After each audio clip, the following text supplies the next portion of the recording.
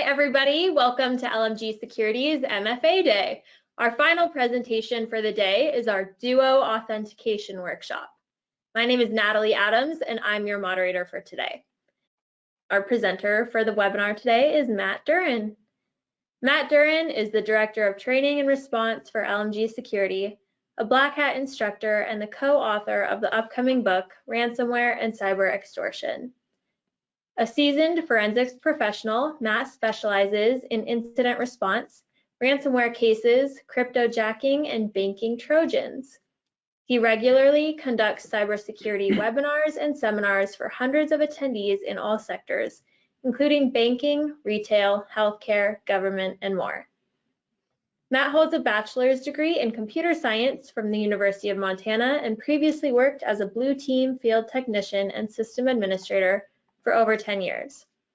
His malware research has been featured on NBC Nightly News. And Matt, at this time, I'm going to pass it over to you.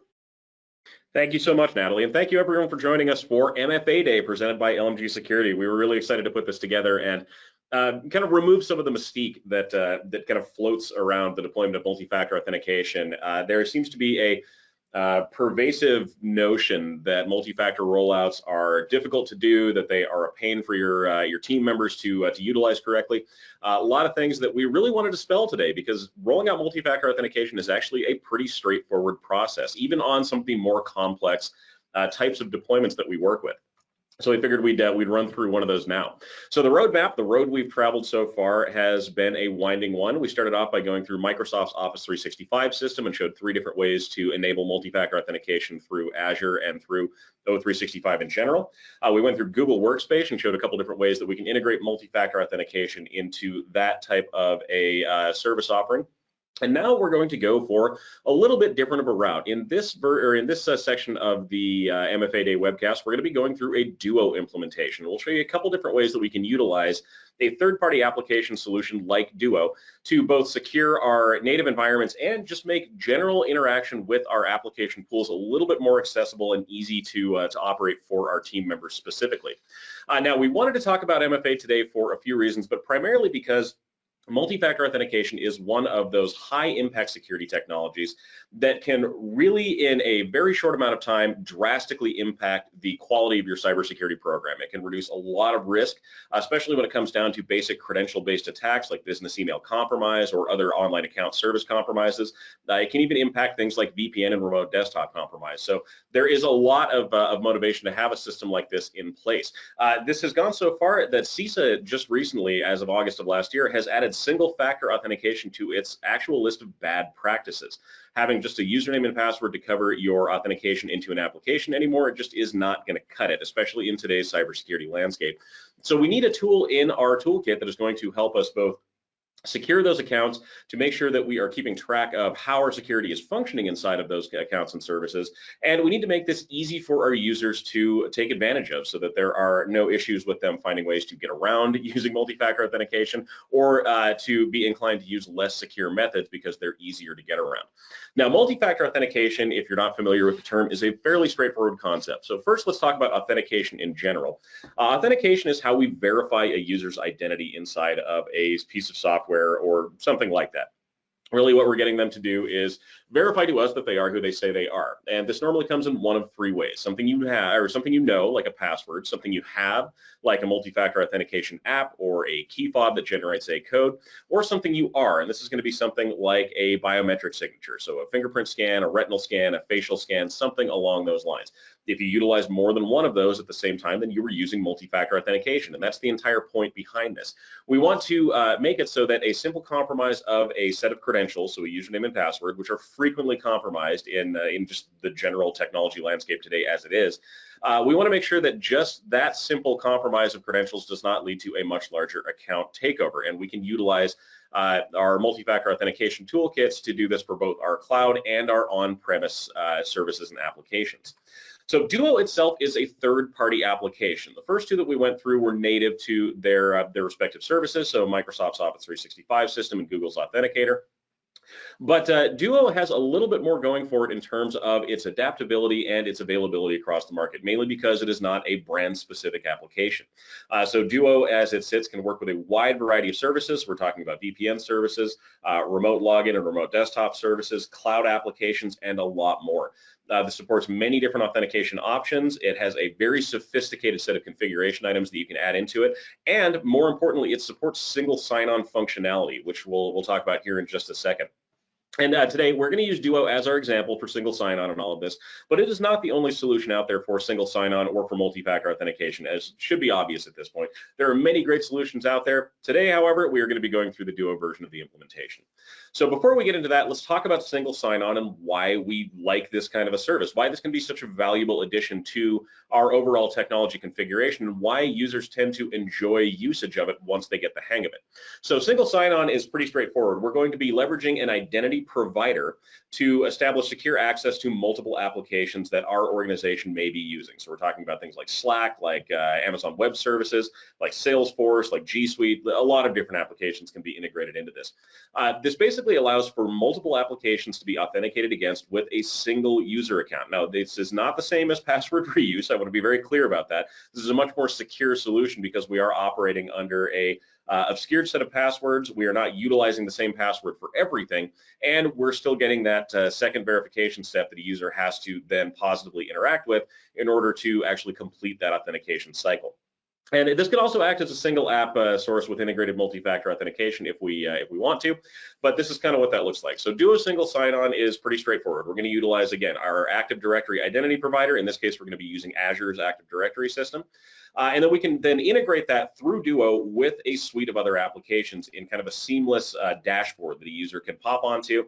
They can access the applications that are notable for their daily work or for their daily job duties, and they can access those with a simple click and then a verification on their Duo multi-factor authentication app. So why is something like this useful? Why would we want to put a solution like this in place in our environment? And the answer is, reasonably straightforward. This is going to be a significant increase to user experience. This is going to be single authentication for multiple services. It's going to be an easy way to access all of your information or access all of your applications, and it reduces the potential for password reuse. If we can have strong, unique passwords for every single one of our applications and then be able to access those without having to dig around and find those by using the single sign-on portal, our users are going to be a lot happier, and productivity is going to go up accordingly because users are going to spend less time attempting to authenticate and more time just being able to click into the applications they use. This can also integrate directly with role-based access control policies, which is a nice feature to have available to you. It's also a very simplified way for provisioning and deprovisioning users if we're adding new users to a system or removing them. More importantly, we can remove them from pretty much every piece of software that our organization uses with a couple of clicks, just through that one interface.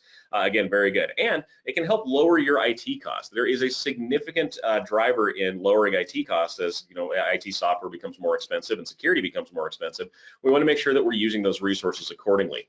One of the stats that we like to point out here is the average cost of a password reset. So Gartner did a study a couple of years ago where they flagged basically the amount of time that IT help desk spends resetting passwords for employees. And in Gartner studies, they showed that between 30 and 50% of a help desk employee's time is spent resetting passwords.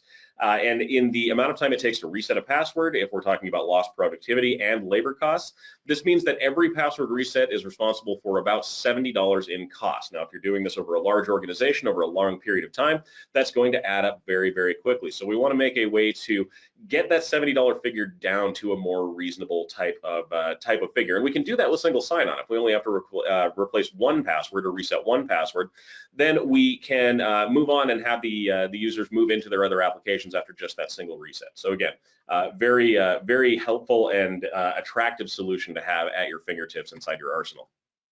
Okay, so if you're going to follow along with us for this workshop, here's the kind of stuff that you will need. We will need a smartphone. We're going to need the Duo Multi-Factor Authentication app. We're going to need Azure services with a correctly provisioned tenant, so we need to be able to actually access identity provider services. And we're, for this demonstration, going to be utilizing an Amazon Web Services subscription as our application we're going to be logging into. These recordings will be made available to you later, so if you would like to follow along now, awesome. If you'd like to follow along at a later point, that's fine too. Just pull up the recording and you'll have this all right at your fingertips. So when we're talking about compatible devices, let's talk about what Duo can operate on. What can I use to be my Duo source of authentication prompts? And the answer is quite a few things. We can do this on Apple phones and tablets. We can do it on Android phones and tablets. There are hardware tokens, security keys, there's a Touch ID feature, and then cell phones and landlines can also be used as a way to retrieve codes from Duo. Although we will point out SMS-based text messaging and voice calls and emails for multi-factor authentication codes are not considered to be very secure solutions. So we want to make sure that we're utilizing the most secure solution out there, which nicely happens to be one of the easiest ones to use for us. This is going to be our push notification. Before we really get into the steps to deploy, though, let's go through our deployment steps that we would, or our preparation for deployment steps that we see as being essential for making sure that your deployment goes smoothly and that your users have a good experience, and your IT staff too, for that matter.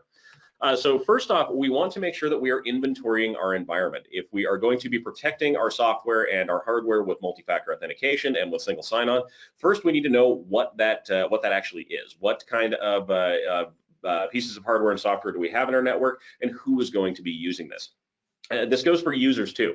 We want to organize our users by operational priority. We want to know who the high value, high risk users are in the system. So this is going to be finance. This is going to be users that handle confidential information or trade information, legal information, health information. We want to know who those users are, and we want to prioritize deployment around them. Make sure that they are secure, make sure that they are comfortable with the system, and then we can move on to the lower priority members of our team at that point. We also want to look at the applications that are in use inside the network. So are we using mostly cloud applications, or are these on-premise applications? Are they legacy applications that will not function with a modern type of multi-factor authentication? Because odds are good you're going to find something in your environment that will not function properly with this kind of a system. That's okay, we just need to know where it is, what it does, and how we properly secure it and compensate for that.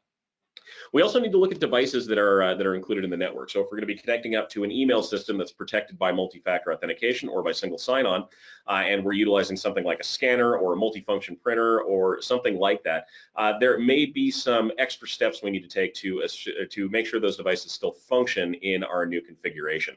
And then also look at any existing security controls that you have in your environment that may contradict or compete with a multi-factor authentication rollout. So if you're not sure if your applications actually support MFA, there are some easy ways that you can find an answer to that question. One of the ways to do that is by checking on a couple of directory services, and there are several of these available on the internet. One of the ones that we've found to be very comprehensive is 2fa.directory. This is a web service that will allow you to enter in the names of the applications that you're using and see what types of multi-factor authentication is appropriate and is compatible with that specific service, or if it even offers multi-factor integration at all. If it doesn't, something to talk to your team about. If it does, I would recommend going ahead and getting that enabled on your system as quickly as possible. Again, it's a very important security control to have in place. All right, next up, step 2, we want to evaluate the available MFA options. What types of services or what types of MFA features can we use, and how are we going to be able to integrate those into our current landscape? So if we are running into a situation where SMS or text message based or email based authentication is the only option that we have available to us, that's fine. Anything is better than nothing. But if we have other options available that are more secure, we will probably want to go with those. We also want to identify multiple potential methods of multi-factor authentication in the environment. Not everyone is going to have a smartphone. Not everyone is going to be able to carry a key fob around with them at all times. So we need to have some way of maintaining our security while still working towards our users and the situations that they work in normally.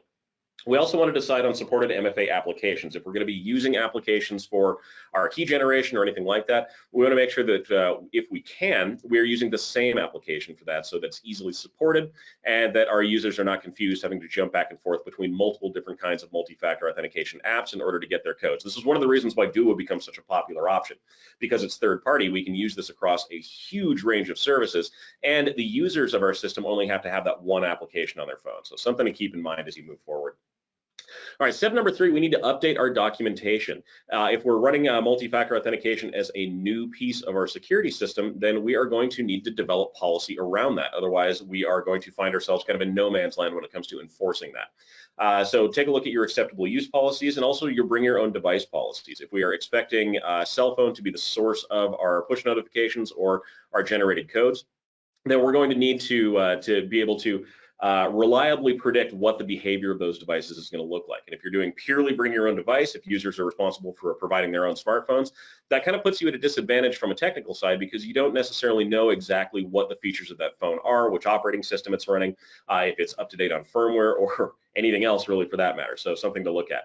We also want to review the risk that our users pose to the system and what our MFA requirements need to be to basically compensate for that.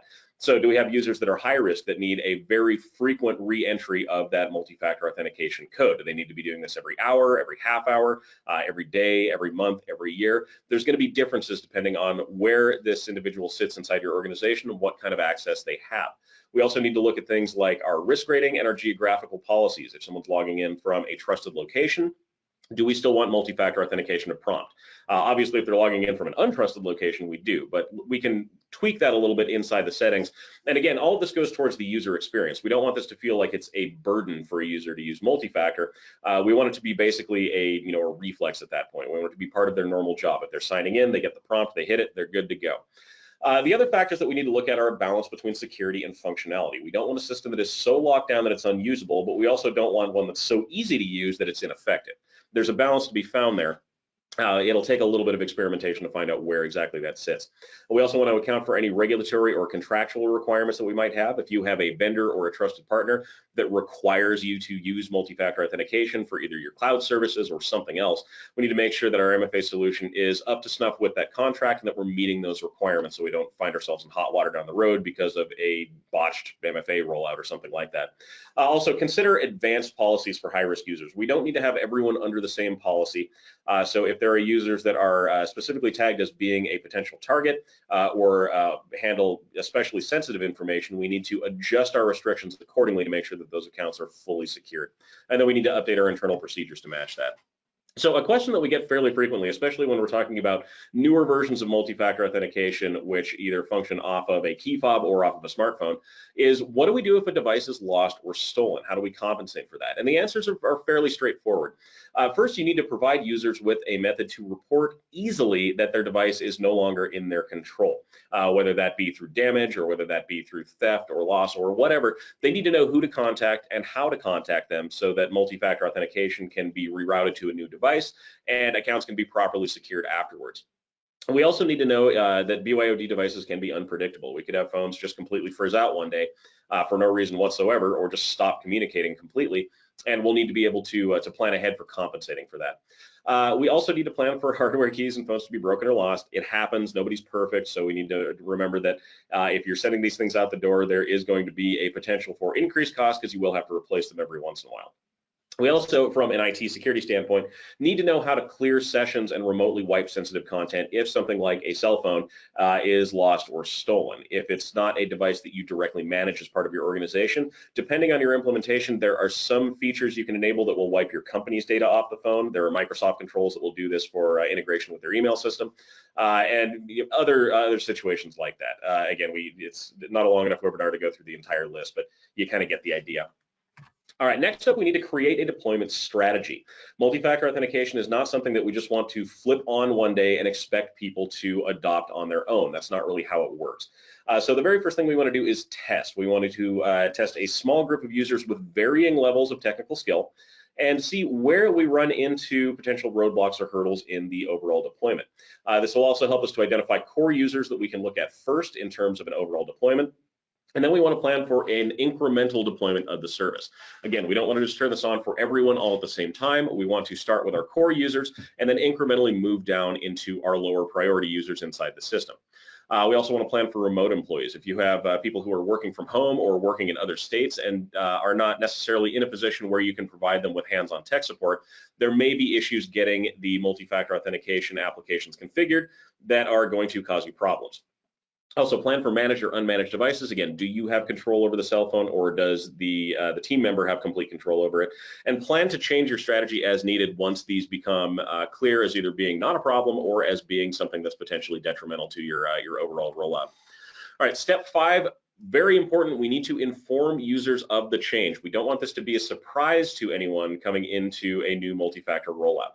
So we want to coordinate internally, so human resources, leadership, public relations, help desk, et cetera. And we want to do this well in advance of our actual rollout. We also want users to understand why we're implementing this kind of a system. If we're just telling them we're using a new security control, that's fine, but if they understand why this is such an important security control and how it can be so easy to use, then we're going to have a lot better luck getting this as a widely adopted piece of our security toolkit, and we're going to have fewer instances of users who are going to try to intentionally bypass these controls because they don't like them. We also want to prepare documentation on usage and connections. Most of these can be done fairly simply from the user standpoint, and then again, give plenty of advance notice. This also leads to another question that we get pretty frequently when we're doing larger scale multi-factor authentication rollouts, and that's how much lead time should I plan for to get this installed in my organization? And of course, as with most things in cybersecurity, the answer is going to be, it kind of depends.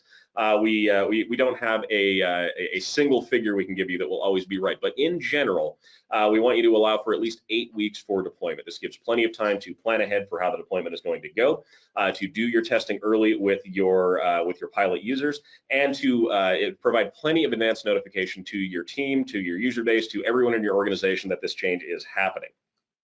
Now again, anticipate delays when we begin this process. It can be fairly uncertain, especially if this is a new endeavor for your tech team. And delays are okay. We can work around that, but as long as we anticipate that and we can plan accordingly, we're going to be in pretty good shape. And then regularly remind users of the change. So when we're talking about that 8-week time frame, we're saying remind them at 8 weeks or let them know at 8 weeks. Remind them again at 6 weeks. Remind them again at 4 weeks. Remind them at 2 weeks, at 1 week, at 3 days, at 1 day. And so when we finally flip the switch and we enforce this as a piece of our organization, it's not a surprise that it's happening. And most importantly, don't wait until this is an emergency. Okay, so quick recap on deployment prep. Make sure that you inventory your environment. Make sure that you evaluate your MFA options and then pick the one that's going to work best for you. Update your documentation. Make sure you have policies in place for the new security toolkits you're going to be using. We want to create a tiered deployment strategy so that we're not turning this on all at once for everyone and causing a ton of problems and a ton of stress for our technical staff. And then we want to inform our users of the change. Make sure that everyone's on the same page before we flip the switch and turn this on. Okay, so moving into Duo, we're going to go over a couple of different ways that we can deploy Duo as a multi-factor authentication solution. And the first one we're going to go through is just a basic MFA deployment with Google Workspace. The Duo Multi-Factor Authentication application is a code generator, much like Google's Authenticator or RSA's Secure ID or any of the other ones that you've seen out there, and can act as just a simple code generator for MFA in a lot of instances. And after we do that one, we're going to go through a little more complex of a deployment where we're actually going to run through and configure single sign-on to connect the Active Directory from Azure to our AWS tenant all through the Duo interface, so people can sign on with a single set of credentials. Okay, so quick example, turning on Duo in Google Workspace. If you were with us for the Google Workspace demo, this will all look very familiar to you, but let's run through it really quick. To turn on multi-factor authentication in Google Workspace, this has been a default option anytime after 2019. So odds are good you can probably go in and just turn this on your own. All you have to do is click on the turn on two-step verification. This will opt you into the rollout, and that'll be right there on the sign-in when you enter into your Google tenant. Next thing we do is verify ownership of the device that we're going to be using, and this is usually done by a text message as a first resort. We'll want to keep that in mind and adjust our priority a little bit later to make sure that we are utilizing our more secure solutions and not slipping into allowing SMS as our only option. But this is kind of how that works. So we verify our phone number, they will text back a security code to us. We put in the security code, and now we've verified device ownership. Next up, we have to actually turn on two-step verification. Now that we've verified our device, we can turn on our authentication measure at this point, and we do that just by simply clicking turn on. Once we get that, it will pop up and ask us to set up an authenticator app, and that's exactly what we want in this case. With the Duo multi-factor app, all you have to do is click on Add New, and Google will prompt you with a QR code to scan. The QR code is going to be the quickest and easiest way to get this into your actual system. All you have to do is scan the QR code. It will automatically configure everything inside of your app, and you are basically off to the races at that point. And I threw a screenshot up of Duo's website on here so you can see kind of what it looks like. You'll have a listing of all the services that are running through your Duo multi-factor authentication app, and you can see Google on there as one of the ones near the bottom. Very easy to set up, and again, just by simply adding that one phase of extra authentication, especially to something simple like Google, we have greatly improved the security of the overall piece of software that we're using. So again, something to highly impress on your users. There is a good reason why we do this. Okay, so moving on from a simple setup, let's go into a little bit more complex of a deployment. And this is going to be single sign-on, and we're going to be integrating AWS, Duo, and Azure's Active Directory together to facilitate this type of sign-on. If you'd like to follow along at home, again, these are the services that you'll need. If not, this is going to be a similar type of deployment for a lot of other SSO solutions. So watch as we go, and you'll get the idea. Again, this is just one example. All right, so from the Azure dashboard, we are going to start off in our admin center. And if you look on the lower right-hand side of the slide, you'll see an identifier that says Azure Active Directory. Because we have to bounce back and forth between the 3 different services frequently during this demonstration, we have a tag on each one of the slides to show you which application we're working in at the time and where we're actually getting the information that we're using for it. Okay, so first off, we are going to go into our favorite Office 365 tenant ever, Hack Me Inc. We'd like to beat them up for all of our education and training stuff, and they are going to be our target this day too. And then we're going to go into enterprise applications. We need to create an application inside of Azure that Duo can integrate with, basically, in order to access and act as our asserted identity provider here. So we'll start off with that. Into the Azure App Gallery, we can go into create our own application. For some single sign-on providers, there's already an application in place. In this case, there is not, so we're going to do it from scratch. So we go ahead and click on create your own application, and then we need to specify that we're going to be integrating with any other application that we don't find in the gallery. We're telling Azure that we're creating our own at this point, and it's not something that's going to be prefabbed and available as basically a shopping list item for us. And that's fine, not a difficult thing for us to do. The next thing we need to do at this point is start assigning users and groups to our policy.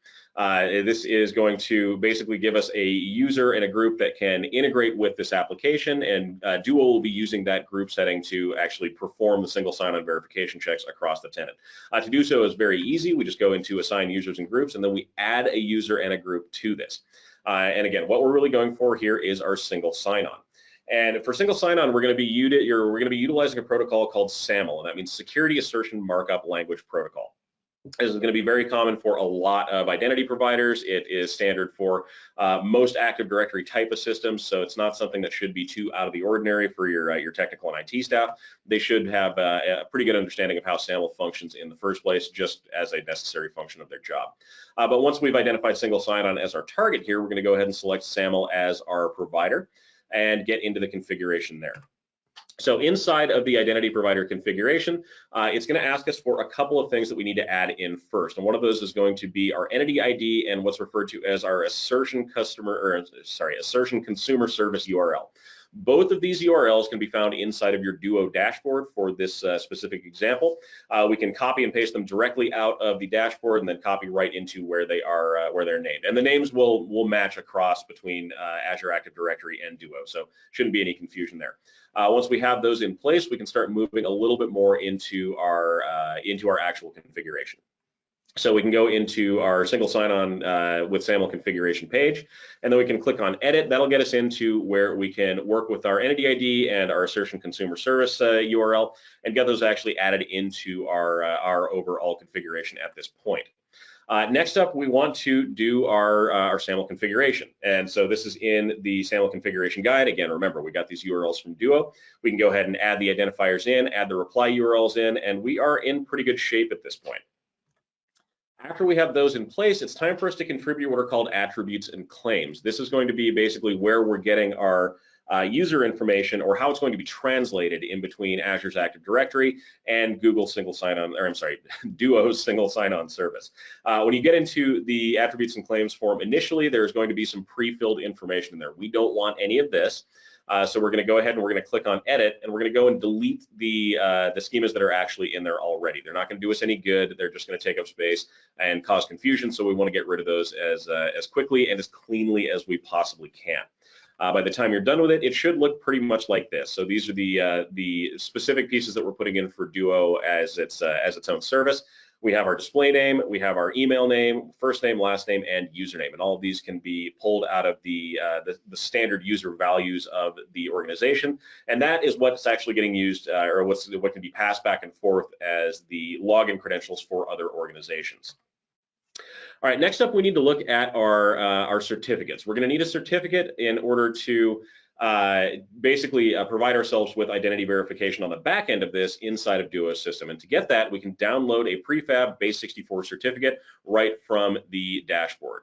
Once we have that, we can go ahead and load that into our Duo dashboard, and we're pretty much set up as our cross communication at that point. The other thing we need to do is set up our login URL, our Azure Active Directory identifier, and our log out URL, more importantly. And these are going to go from Azure's Active Directory system into Duo, so we can complete that part of the chain. Okay, so let's go back to finishing up our single sign-on configuration. We go ahead and add in our entity ID, we add in our single sign-on URL, and then at the very bottom, we can upload that certificate that we downloaded to make things a little bit easier on ourselves. Once we have this taken care of, it's time to start adding users to the Duo system. And adding users to Duo is a very easy process to do. I basically just go into your admin dashboard, add in your user, make sure that their username and information is correct, and then send them out an invite to join the Duo system. Once they join the Duo system, the first thing they're going to have to do is register their device, and that's going to basically allow them to receive push notifications from Duo to act as that second form of authentication. The other thing we want to do is start loading applications for single sign-on into Duo's dashboard. And this is the dashboard that our users are actually going to access to make their way to those other applications. And here's a couple examples. We pulled this one off of Duo's website. There are a lot of great options here. So Amazon Web Services, we have the Duo Wiki, we have 1Password, we have Box.com, Salesforce. There are a ton of applications that can integrate with the Duo single sign-on portal. And again, it's a great ease of use improvement for your users if instead of having to remember usernames, passwords, and URLs for all of these different web services, they can just go into that one portal, point and click, they're signed in, and they're ready to go. Okay, so moving forward, when you enroll a device in Duo, this should be right about what it looks like. So you send out an invitation to your user, the user clicks the invitation and begins the setup. And what they will do is first, again, ask for verification using a mobile phone. This is going to be so we can perform that initial verification step, make sure the user does actually have control of the device, and we can kind of move on from there. We also have options here for tablet security key and touch ID. Any of those are going to be great options if you have them available to you. But as a baseline, mobile phone will work to at least start off the process here. All right, so the next thing is activation of the app itself. And this is going to be pretty similar for a lot of multi-factor authentication apps out there, but the first thing it's going to do is give us a QR code. And the QR code, again, is going to be our kind of easy button way to integrate our application with Duo. All we have to do is scan that QR code. It'll automatically import all the settings that we need, and we are pretty much off to the races at that point. If we are working with a device that can't scan that for whatever reason, then we can do this as a manual activation as well by getting a URL and a security key. But again, it's easier if we do that. Once we have the device connected, Duo will send out a quick security check to make sure that we can actually interact with it. We can complete that push notification, and we will log in from there. Also, when we're doing our initial setup, we want to automatically send a Duo push to the device instead of waiting for a code. This is just going to be easier for us moving forward unless there are users who don't have access to that type of available software. Everyone really should. This shouldn't be anything like if you've got the mobile app already, you should be good to go. But again, this will help make sure that we're using our higher security methods of multi-factor and also ease of use for the team member. Okay, so next we need to jump in and add our Amazon Web Services icon to our Duo dashboard. This is going to allow us to access AWS services with just that single click, and you can find it right there in the directory of applications. In Duo, we're going to go ahead and download an XML file. This is going to have all the connection string information that our application in AWS is going to need, and this is going to help us complete that connection between the services. And again, all we have to do is click download XML, and we have everything we need. We don't need to do anything else with it at that point.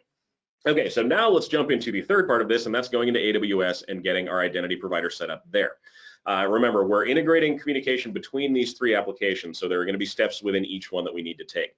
The first thing we're going to need to do is create an entity provider inside of AWS, something that can integrate with Duo and can act as that pass-through that will allow for a single sign-on configuration. And that can be found under your access management portal under identity providers. Basically, we're creating an IAM user, and that user is, or that group or user is going to be used by Duo. Next up, we want to go to add a provider.